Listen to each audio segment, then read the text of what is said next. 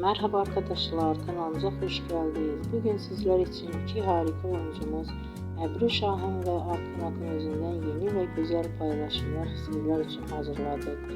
Onlar her ay dizinde rol almış ve herkes tarafından beğenilmiştir. Biz de sizler için onların güzel ve romantik karelerini hazırladık. Bu videoların devamlı gelmesini istiyorsanız kanalımıza abone olup yorum yazmayı unutmayın.